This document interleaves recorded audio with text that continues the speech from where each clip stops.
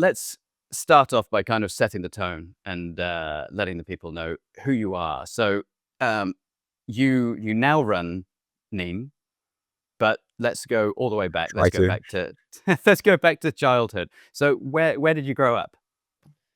When I grew up in Scotland, lived in a place called Dollar, which is near Stirling, until I was about 9, and then I moved to Berkhamsted, which is a delightfully dull middle class town in Hertfordshire that is overrun with private schools and very few state schools. So I lived there really, and then I went to Leeds University. I took a bit of time out between school and university and did the sort of the working thing. I did quite a lot of time working at CNA actually. I was rather um, wonderfully sponsored by them throughout university Oh wow. because my father works for CNA, so he was quite senior there. So for anyone that knows CNA, it's sort of run by a family called the Brenninkmeyers, who are sort of Dutch Catholic. Is sorry to interrupt. Is CNA still because obviously it doesn't exist in the UK anymore, does it? No, so exactly right. What happened was, so at that point they still had a lot of stores in the UK. This is sort of going back to sort of mid-90s. Mm. And I they had a scheme where they were trying to recruit um, sons and daughters into the business because it's a family-owned business, so they believe very much in the culture of the family. And I worked there for 6 months in my year off between school and university, and then I went sort of traveling around India and Nepal and that sort of thing, and Vietnam, they then sponsored me throughout uni with a job at the end. But they then, within the 3 years that I was at university, pulled out of UK retail. They still own quite a lot of assets, property assets in the UK.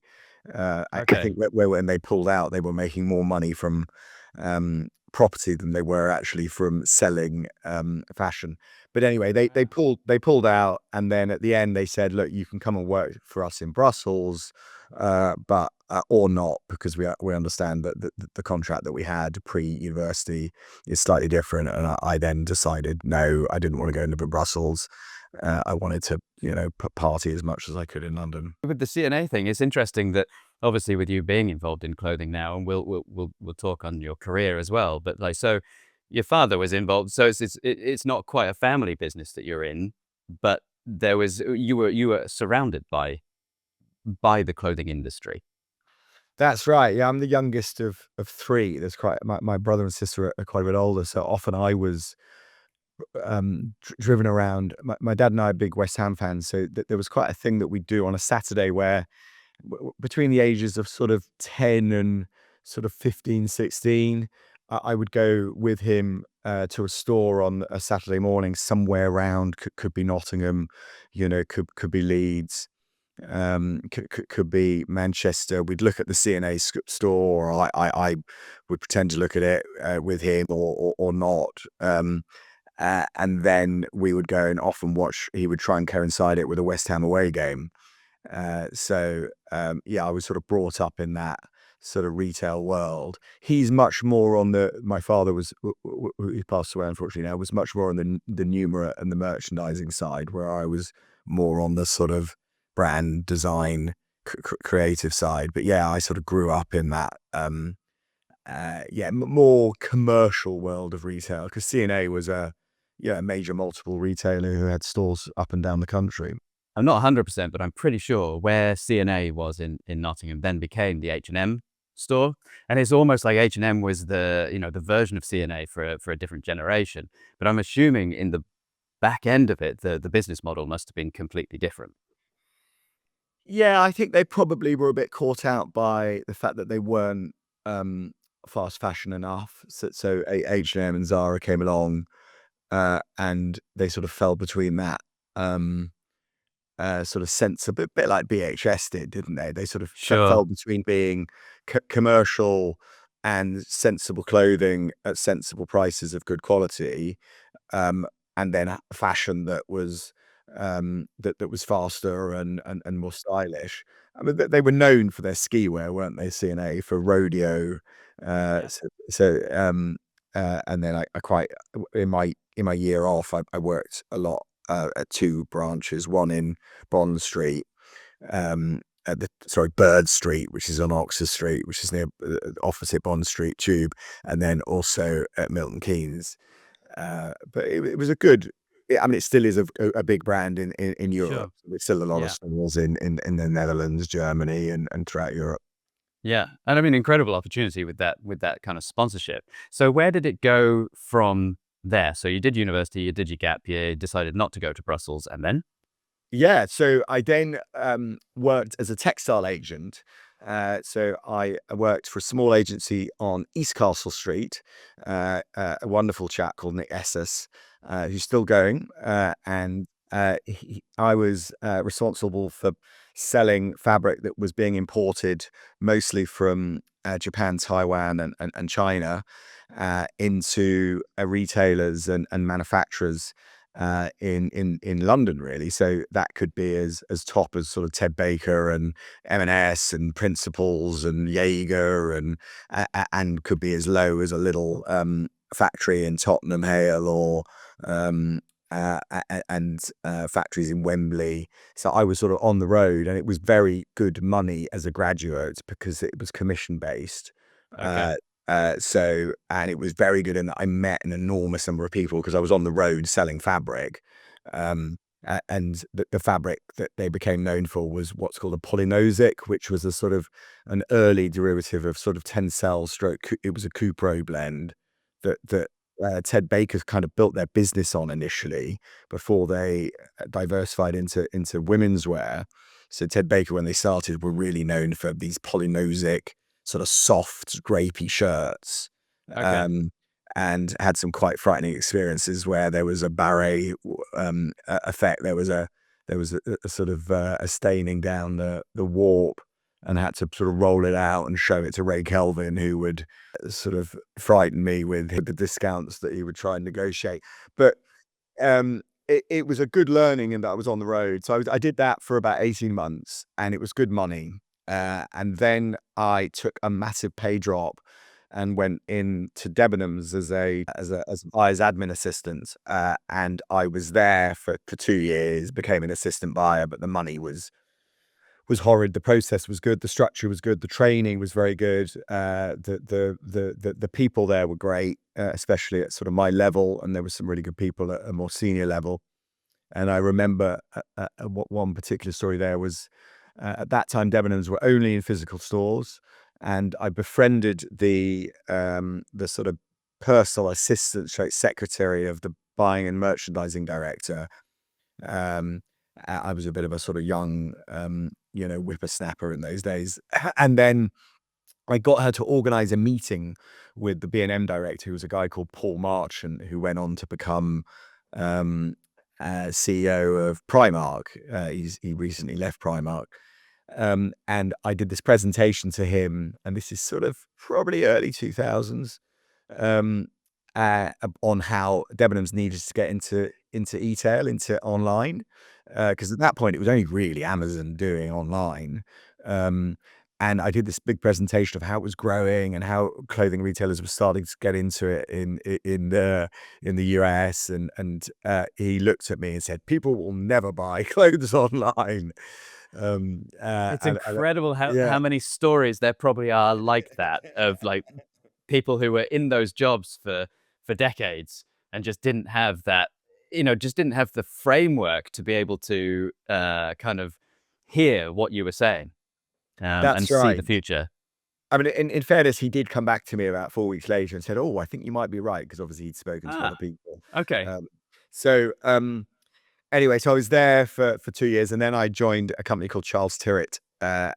who were quite small when I joined them. They were only about 5-6 million, and it was still owner-founder run.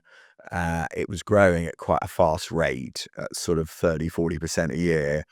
And I went in as the first sort of buyer stroke product developer, designer, that size of business, you sort of do everything. Uh, and there was one merchandiser, a lady called Fiona Holmes, and myself. And I was there for 16 years. So I was there a long time. So Okay. I saw its change. It was meteoric. It grew to sort of 40, 50 million quite quickly. Then it plateaued. Then it grew again quite quickly to 200 million. I think it's now at sort of 350 million. So I left 16 years later when it was a 250 million pound business, uh, and had gone from being a brand that really only just sold some formal shirts with a tiny little store on Jermyn Street, to being a machine, a global machine with stores in the States and the UK, and selling to, countries all over the world, from, Germany to Japan to Australia to, Ah, of yeah. course, US as well. So very good data-driven business, with very good customer service was what it was built on. I was gonna Um, say, like, having been there and seeing that kind of change from, I mean, even you say small founder run, and it was like kind of a 5 to 6 million pound turnover. How many people can you remember? How many people that it was sort of estimated employing over that sort of time? I think there were about 20 odd people, which Okay. included the warehouse was on site. Yeah. So the warehouse was downstairs. There was a small little call center because it was always a direct marketing mail business. So there was a small little call center, and then a little finance marketing. Two guys owned it. There was a guy called Nick Wheeler who still owns it, and another guy who left in 2006, called Pete Higgins, who owned a chunk of it as well. He owns still a small amount. And it was a well-run business. Two guys at the top who were just sharp, smart. It was always very good at data, and it was always very good at customer service, were the two things I think it stood out for. Okay. And then it obviously, I mean, I'm assuming they brought in consultancy to be able to make that jump from 5 to 6 million up to 50, and then onwards. Well, not really. It was just sort of good. The Pete Higgins, who drove the business, was very good at running businesses of that size, and then they just employed well because they were smart people. Um, Apart from me, of course. Apart from they just employed well. They had a good model. They Up until that 2005-6 period, it was built on really £40 shirts, and then it became from 2000. Then it had a tough period, 2006, 2008, for various reasons. And then 2008 to sort of 2012, 13, it then grew because a new CEO came in who was better at managing businesses of that sort of 100 million plus size. And Okay. he was a brilliant direct marketeer, chap called Greg Hodder, who, it was a very, very good CEO. And again, it was still built on, marketing, recruitment, LTVs, all the things that D2C businesses talk about now, that they all know, cost of acquisition, Yeah. lifetime value. But they were quite early at that, and they were quite Okay. early online as well. We were selling online in, 2000 and sort of five, four, three, four, five, six, big Okay. percent, the 80, 90% of the sales were online, really. And Wow. obviously phone orders as well. There were Sure. phone orders coming through from catalogs, but it was just a very well run, and still is a very well run business. Yeah.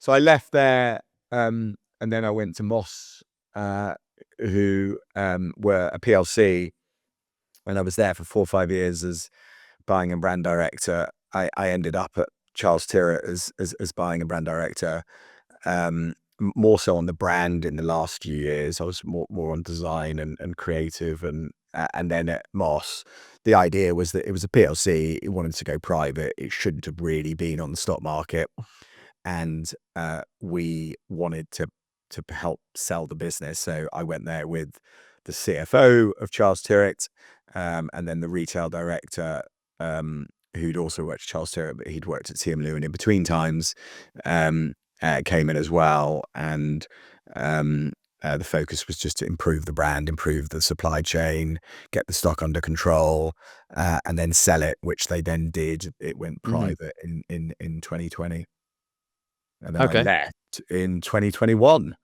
And this was And and this then is leading on to where you are now. That's right. The lunacy of starting your own business. Yeah. So yeah, exactly right. So then I in I'm 20 I'm interested to know because obviously I think I saw, was it March 2021 that you set up Neem? well, officially we launched in really October the 15th, 21. But when did you like? Because how long did it take you from going right? I'm going to leave what I'm doing. I'm going to leave employment. I'm going to set up my own thing, and then to being in a position where you're launching with product.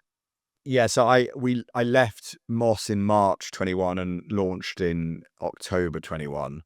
Yeah, to But me there that I mean was that just seems like so. That seems so fast from going right. I haven't worked for myself. I'm going to, and now bang, I've got product.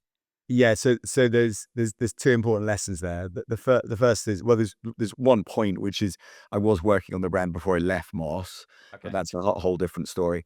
And Yeah. then the second lesson is I'd say if you're launching a brand, launch as soon as you can. Okay. Don't overthink it. Don't overdo it. As long as you're happy with the logo, as long as you're happy with the first prototypes, as long as you're happy with the website and it functions, and as long as your pixels are set up on the various platforms that you want to track on, then just launch. Yeah. And I think some people take too long they overthink things. I put my hand up because I think that one of the interesting things, one of the comparisons here is obviously I come from a digital marketing background and didn't have the knowledge around clothing and production and that side of things. And then potentially, I mean, obviously you would have been involved, with the e-commerce side of things, as you were saying. But at the same time, I'd say your knowledge is probably, is obviously more balanced on the production, the clothing, the buying, and all that side of things. And that allowed you to launch in a short period of time. Whereas for me, well, it took me 4 years to get my first jacket out. Yeah, I think that the balance is between the two, isn't it? You want someone that knows product supply chain, margin, um, how to manage inventory, and then you need someone that knows how to recruit customers, and then the two of you can work on how to retain customers. I think Yeah. two owners, two co-founders of a fashion business is a good thing. Mm. It can, of course, go wrong because you can fall out, and there might be issues over ownership and cash and direction. But if you've Yeah. got those sort of two, Mm. one's more numerate and scientific and BSC, and one's more arty and disruptive and BA-ons, that is a good balance in a fashion business. Because obviously I am a solo founder and I find that I'm my own bottleneck. And I also find that it's very difficult. I can be doing my accounts and I know that I need to do the admin side of things and purchasing the fabric, whatever. And then I'm like, oh, but this afternoon I need to record this to do an advert. And to try to switch between BSC to BA ons is very difficult. And it's only something I've realized recently. I cannot do it in a day. And I think that's absolutely where having another founder or a partner is hugely beneficial. Do you have a co-founder with Neem? Well, I sort of my brother owns a percentage of the business. Uh-huh. He is in Hong Kong, so he is quite different to me. He um, studied natural sciences at Cambridge, and then owns really his day job is a fintech business. Okay, Um, so, but he helps on finance and technology. great. He doesn't do a great deal on a day-to-day basis, but one of his employees, who's now an employee of Neem, uh, does do a lot now, and she again Okay, is much more.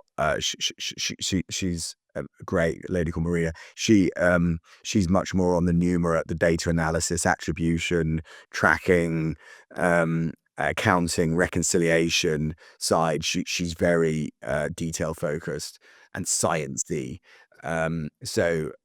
Yeah, without him to start with, he doesn't do a great deal in day to day now, but without her now that does do work on the day to day, the business would have failed a long time ago.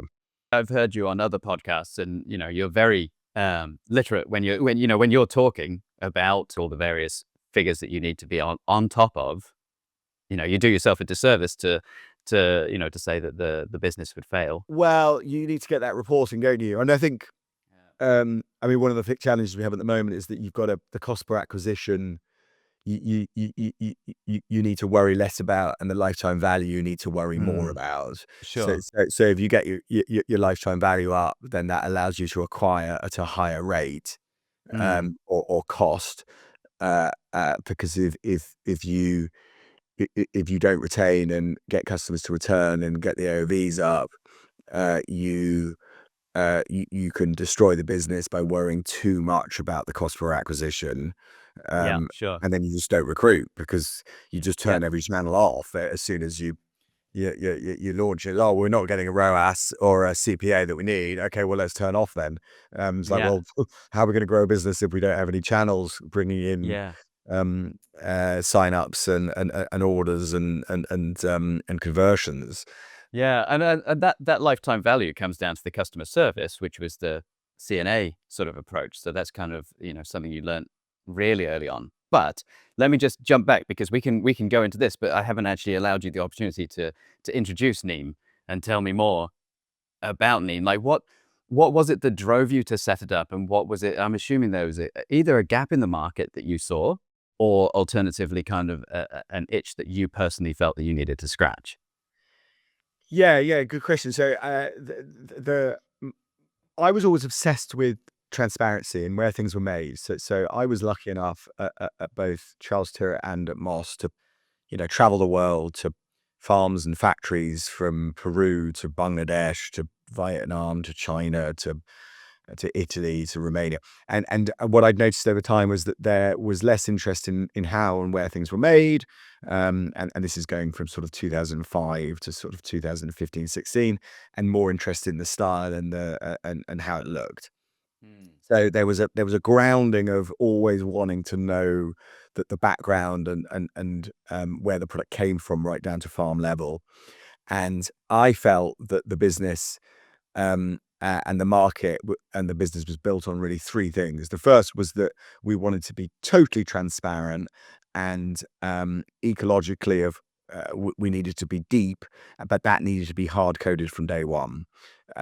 Secondly, our research showed that the customer that actually voted with their wallet when it came to sustainability and transparency was Gen X, Mhm. not Gen Y or Z, because they said they would, but when it came to it, might buy secondhand or resale, but were more interested in how they looked for Glastonbury or a wedding or a party or a Okay. holiday. So therefore, style always ruled over substance. And then thirdly, that I wanted to show that you could report on the product right down to source. So we built it with digital product passports, but built into the product. We made sure that everything we sourced we could track down to farm, and we ran life cycle assessments on the product, which now just seems again lunacy in that it was just very deep. Okay. Yeah. In fact, knowledge was too dangerous a thing, I think, because I knew supply chain and what needed to be done in terms of pulling out energy certificates from the makers and visiting the farm, that became a labor of love. That customers, I think, there is a proportion that does care about them, but they the important thing was that we built a business that was transparent and circular. So we mostly use uh, products that we can trace to farm that are farmed regeneratively or recycle materials. And then at end of life, we take that product back, and then we've built a supply chain that allows us to then recycle that product post consumer use. Okay. And we actually take back any brand, any condition, because what happened was I built the supply chain of how we would recycle the old Neem products and then launch and thought, well, hold on, we're not going to get any Neem back for 3 years. We're now getting some back now, which is good and bad. But we then decided to just go to any brand, any condition. So anyone can send us their old clothing. We then manage that and make sure it's not exported outside the EU. And we either recycle, downcycle, or resell, depending on the condition. And then we give a customer a credit to then purchase Neem So we use it as a way of managing and building our supply chain and a way of recruiting customers. How long has Neem existed for now? So 2021, March 2021, October you launched. So we're saying it's 4, 5 years old? Well, yeah, so three, exactly right. So 3.5 years old. So 22, 23, 24, and then now, and then, but bear in mind, for about 18 months of that, I was working as a consultant elsewhere. So it was on go slow. So we were lucky enough in October 22 to open up a shop in Piccadilly Arcade in central London. Um, and we now have a shop in Lamb's Conduit Street, Yeah. which we opened in March last year. We're about to sign a new lease on that, um, which is sort of the biggest thing in my life at the moment, Sure. in Yeah. terms of sort of costs and marketing. But it went slower than it might have done because I was working elsewhere for a good 18-month period. I find it fascinating because I think because you've worked for, Charles Tyrwhitt, you've worked for Moss, you've been surrounded by these multi-million pound businesses that work at scale. So it's almost like knowing the possibility and the opportunity that exists, you can move into that space. And I think it's easy as founders of startup businesses to underestimate the size of the market that you can move into, because there's always a sense of, and I might be just talking from my own personal sense, but like a sense of like, is this going to work? And so it makes you think small. Whereas if you've been surrounded by, well, I've seen this company go from 5 to 6 million to 50 million, 250, 300. There's an understanding and an awareness of the size of the market that you can grow into. Yes, yeah, and I think you raise a couple of points there. The first is that, yeah, it gives you that self-belief and confidence that there is the potential to grow. Notwithstanding, though, that Charles Stewart was a very well run and oiled machine, so Sure. it's not easy. The second point is that the sacrifices that you need to make in order to start up a business are enormous. Mm. So you need to be careful. Founders sort of contact me on LinkedIn quite often, and quite often I'll have a call with them, and I can really work out with a few questions whether I think they are A, likely to do it, and B, likely to give it a good go through the questions that Okay. they're asking me. Hmm. Uh, because you need to be focused on, keeping your costs low, customer recruitment, customer service, product, and also the big camouflage of all of those is sacrifice. Uh, so there is a level of sacrifice you've got to make, um, in order to grow it, because as you were saying earlier, Mark, you've got to jump from doing back returns to doing social videos and that comes with a long day. So therefore you need to make sure your family is on board, your family's behind you, the family knows what you're doing, why you're doing it. And you need to put a stake in the ground of how much money I think you're willing to put in, and how much time you're willing to put in, and then assess yourself thereafter, once that money and time has been reached, and then say, right, okay, are we where we want to be? Yes, let's keep going. No, okay, well, let's have a proper think. Um, don't underestimate, even though Charles Stewart taught me the knowledge of how good a business can look. That in order to get a business looking that good, it takes a lot of time, good decision making, and a good team around you. Yeah, in fact, a friend of mine was talking about he went out on a work night out, and he was talking about, it was a virtual football thing. So like the golf that you can play, and you've got the golf course up on a screen in front of you, and you hit the golf ball, it hits into the screen, and it's all a game. So it's the same thing, but with football. So you're kicking a ball and all that sort of stuff. It was a work night out, and he was saying that the kind of like the frequency of injury on playing this game went up depending on the seniority in the company. So obviously the managing director is putting all his hours, because it's his own company, he's putting all his hours into making the business work and potentially sacrificing his health. He was the one with the hamstring injury after kicking a couple of footballs because he spends his time on the plane or in front of the computer. And I think you've got to be really conscious of that to keep yourself healthy as well in the face of this, the unending hours that a business wants to take from you. That's right. Yeah, yeah. I think you've got to eat well, and yeah, exercise in whatever form you want. Well, yeah, Yeah. you've got to look after your body, because and give yourself time off to, read or podcast or walk or whatever you Yeah. do to recharge. And what have you found? So obviously you're kind of always looking for like what's giving you the best return on investment in terms of your time into the business to what you're getting back. I know you've done, if we talk about from a customer outreach point of view, you've done pop-ups, you've got the shop, I know that you're big on Pinterest and you've done a lot of work on SEO, and you did have your fuck Zuck approach to Meta. So out of everything that you've done, what do you think's given you the best kind of return on investment? I think three things stand out. The first is search. Mm. Search is, if you can identify a niche that uh, you think people are searching for, um, uh, then do everything you can on the site to drive organic search that then feeds into paid search. So search with intent. So you've got to, so for us, it's, sustainable menswear, merino t-shirts. And we were quite clear from day one the things that we wanted to be sort of known for, overshirts.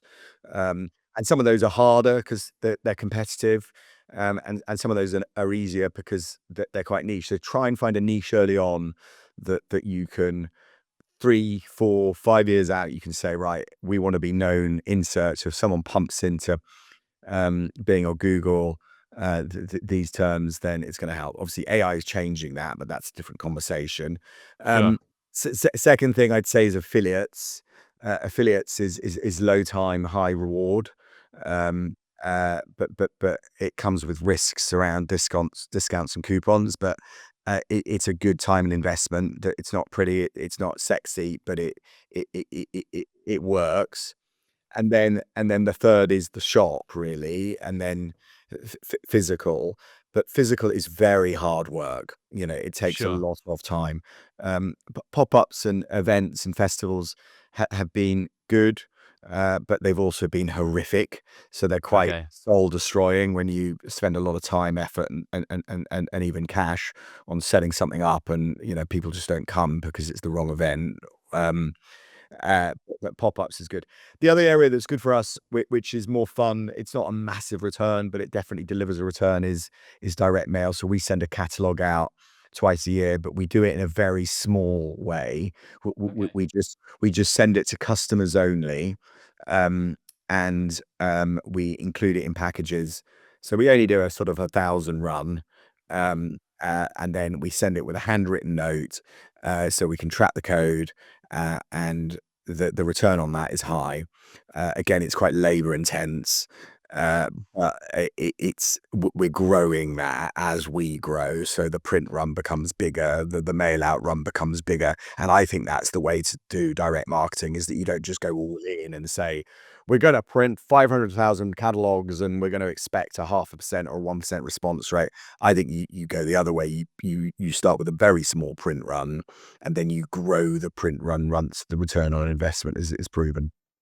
Well, that then, and you're saying you're doing 1,000. That almost fits in with the 1,000 true fans kind of idea as well. That's right. Yeah, but I think that's another important point, is that in the early days we made some mistakes where every order that comes, you need to treat them golden. Um, um, so you need to. So we send an email to every first time purchaser that looks like a private email, but is a sort of non. It's an automated but looks personalized. Um, and it just drives a very high engagement and response rate. Yeah. And early days, we weren't precious enough with every order. So when you Okay. get orders coming in, you think, "Oh, this is great," and you don't. You've got to treat every person that buys from you in order to get that lifetime value up. You've got to treat them with absolute respect, gratitude, and delight. Yeah. Um, and the thing that matters is that repeat purchase rate. You've got to get that repeat purchase rate up in whichever way you can that isn't, frustrating, annoying, and just another email Yeah. campaign, weekly newsletter. Um, so look after every customer, which seems nuts when I started because I did come from a big business, so I Yeah. didn't respect that enough. I thought, oh well, I was used to seeing orders coming in Mhm. with frequency, whereas when you start, someone that's you know spending their hard-earned cash with you that could spend it with multiple other retailers, fashion Yeah. retailers, then you know be grateful, ring them up, call them, thank you. Well, just get on the phone, and the chances that there are 99% of other brands that aren't doing that, and people are so amazed by the personal Yeah. service that they are then more likely to buy again. Yeah, and I think that this ties in with what you were saying about AI. And I know you were talking about AI from a search engine optimization perspective, and there's lots of talk about making sure you pitch up in ChatGPT and all that sort of stuff now. But I think that I have the and it's not. I mean, it's not specific to me, but I have a theory that with the growth of AI, the exclusivity, luxury, premium, all these words are going to be tied in with in person and whether it's in-person events or in-person experiences. Because if for some reason the social media platforms are all really kind of leaning into AI content and seem positive about it, but to me, the cognitive load that gets put onto the viewer when you're scrolling through and you're looking at something, is that AI? Is that real? And every single piece of content you're having to question whether it's real or not. To me, I think it becomes too much like hard work, and people are just gonna. I think it's not the beginning of the end, the beginning of a change for social media. But I think for product led companies, I think that it's going to be particularly effective to have in-person events and those in-person touch points that you're talking about, the phone calls. Yeah, I agree. Yeah, I think physical is enthralling. It's always exciting. We were at an event last week, uh, for like a mini festival, and it's a great feeling. You chat to people, you sell, you understand what they like or don't like. You react to see the fit. You have conversations that lead to conversions. So yeah, physical, but it takes it's quite time consumptive. I think Sure. social.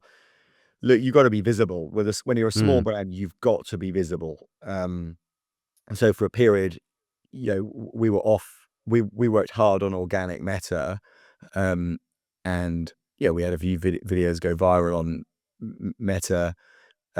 It's always easier to go, as I'm sure lots of people know, go viral on TikTok than it is on Mhm.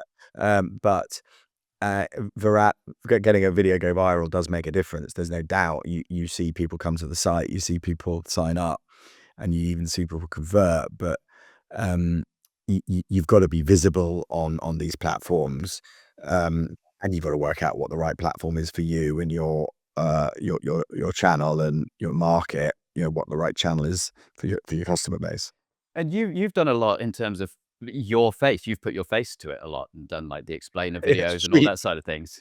But well, I was going to say, like like you look at social now, and a lot of what I'm seeing is people talking about social series, where you essentially have actors and you have them play out like episodic series that maybe isn't selling your items, but of course they're wearing your clothes.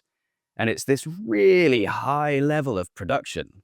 And the cost, you're probably looking at like 15 grand to 20 grand to produce 3 reels, once you've got model costs and all that sort of stuff. I think it, it's just trying to figure out, like, you obviously you want your brand to be portrayed in the most positive light possible, but would you see that there is more of a benefit being founder-led and putting your face to it, than investing into high production? Wow. I mean, high production, I haven't. I think you need a balance. I mean, Mm, obviously, if you can't afford high production, it's off the cards. So we just can't afford that sure, sort of budget. We look, founder led marketing is cheap. It's easy to do because it's you. And s I think the danger with it is that it's a bit repetitive and it's all about you rather than. But I would. Yeah, I think it's been good for us. And unfortunately, when we do a video with me on it, it just gets more reach, which is frustrating for me. Uh, but I think video content generally you've got to invest in. It's because we're in a good period where you can get good reach if the video is good. Um, Generating good content isn't easy. Uh, sure, in that is offers a value and is interesting to the viewer. But I think you need to do a bit of both. You need to do videos that are more cinematic and, yeah, as you say, sure. episodic, which perhaps could be done on a low budget. Plus, you need to do some sort of quirky, more lo-fi founder stuff. I mean, that's what we're trying to do a bit more of the episodic. Okay. We haven't sort of nailed it yet, but we're sort of starting to invest time in that. Um, but we'll see how we go. The problem is that when we've done the more cinematic episodic stuff, it just doesn't get the same reach. But that's probably because we're not spending 20 grand on it. Maybe. I think it also takes time, and there are when you look at the people online who are doing it, there's a guy called Bat Malley. Have you probably come across him? He's London based. Okay. Um, does that, and there's Q Mike. He's these guys are creators. They are artists in themselves, um, and then they're working with clients. But I think, because I picked up you were talking in another podcast about working with influencers and kind of tying in with people with between 5 and 30,000 followers, and beyond that it kind of becomes too expensive. Um, so, but I really like the idea of you have on your website, they have a page, so it's almost this mix between influencer and affiliate marketing. Yeah, yeah, we do. We try and do one a month with an influencer. So what we do is, as you say, we work with more micro influencers. They might not always be influencers. They might be you know, podcast hosts or chefs or, Okay. Hmm. um, and then they create a video. Sometimes we create it for them. Sometimes they do it. Then they post it on their channel, collaborate with us. If you collaboration is I can't underestimate how important collaborations are on Instagram Reels because you're getting double, triple the reach. So you can collaborate with up to 3 people on in Instagram Reels. Just I would suggest everyone, if you're going to post a video, try and collaborate or try and find co-partnerships. You know, you move away from competitions. Competitions, complete waste of time. Never do competitions. But Okay. but Good but info. but that energy that you're putting into competitions with that same brand, say, right, we're going to create a video together that's a bit more interesting, adds a bit more value to someone's life and collaborate. Um, and we do that with influencers, and then we build them a profile page on our site, which is their sort of curated pics, and then we put the images of them on that page, on that landing page. And yeah, when we do it well, it gets good traffic, good Yeah. signups, and some conversions. It's one of those areas that's lots of fun and energy and exciting.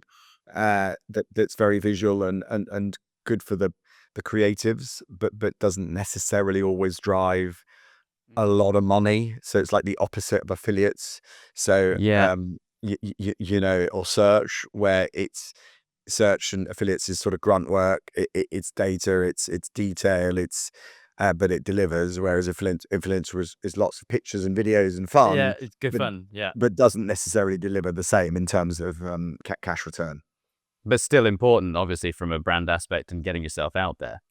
Still important, but the Yeah. big lesson is collaborate. Make sure you collaborate. So Okay. post it on your channel, and then collaborate and try and collaborate with multiple. Try and be creative. So Sure. if you're doing it with a chef, try and do it with the restaurant and maybe a brand that he's cooking. So therefore, you're getting quadruple reach from one video.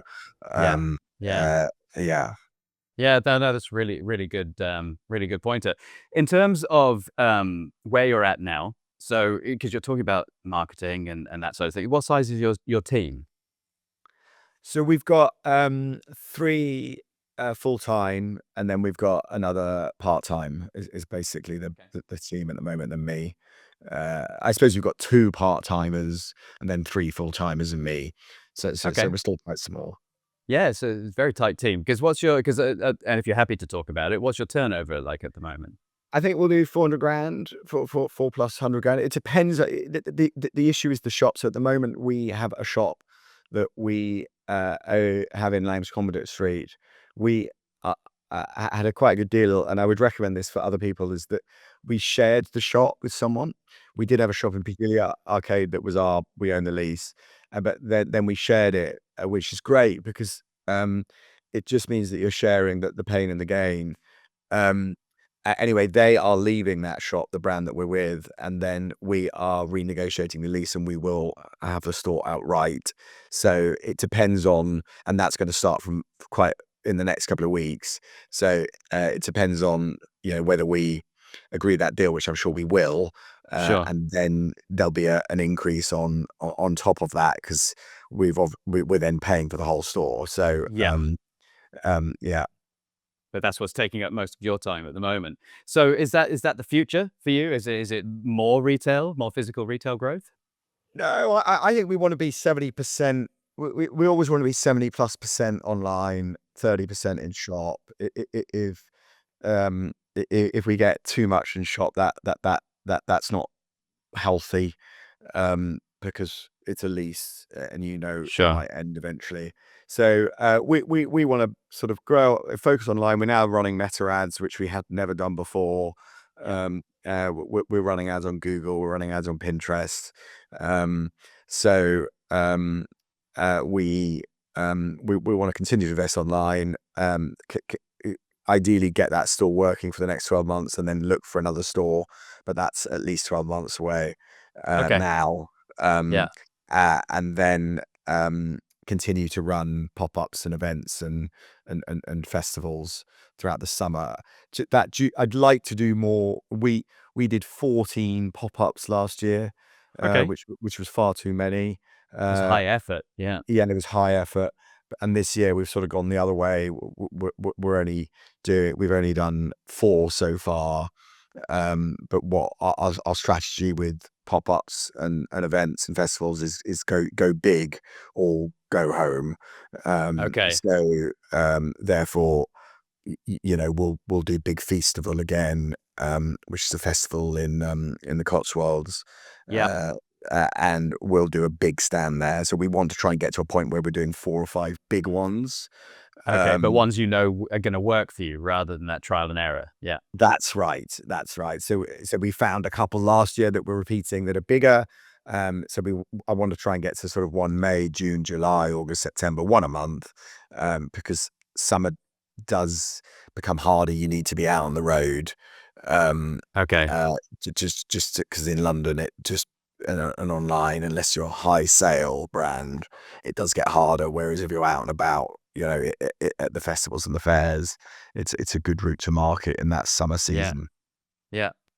And so in terms of if someone was starting up midway through their lives, as you and I both have, what have you if you could distill it down into one lesson, what have you learned? I mean, we talked about like getting to market fast, and maybe that is the lesson. But is there anything that comes to mind that if someone said to you, "What do I do, Nick? Like, this is what I'm doing." Yeah, I mean, I think a few things. Yeah, launch as quickly as well. Pre-launch, make sure that you've got a landing page. You're taking sign-ups a bit like you've done well. It's just get start your journey early. With social, with a landing page. to try and gather some sign-ups. Then try and launch as early as you can. Try and earn income elsewhere. So don't go all in. I think to go and unless you're lucky enough to have found a rich angel, or you've got, you're relatively comfortable, 250,000 comfortable, I mean, Yeah. yourself. Don't don't give up the day job. Sure. Keep the day job going. Um, and then treat every customer with absolute um, pride and admiration and gratitude. Um, and then also make sure that the circle around you knows what you're going through and what it takes. And then the final point I'd say is just make sure your bookkeeping is in order quite early. So if you're good Okay. at bookkeeping and reconciling invoices, and you can get Zero working, or we use Zero, so I don't know Mhm. enough about others, but there are other sort of Intuit, aren't they? Sort of QuickBook type things. Sure. Um, Yeah. try and use a platform early on to reconcile, so you're spending less time on reconciliation, because that will then make reporting much easier at a later point. If that's not your expertise, so booking invoices, coding them, reporting on them monthly, then find a good bookkeeper quite early on. And you can find a good bookkeeper for a few hours a month when you're small, for not very much money, in the hundreds.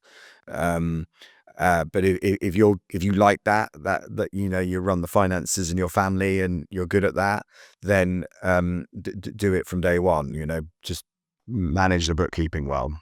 Interesting. Yeah, because I think that that's the side of things that it's easy to forget about, because you probably didn't start a business in order to do the bookkeeping.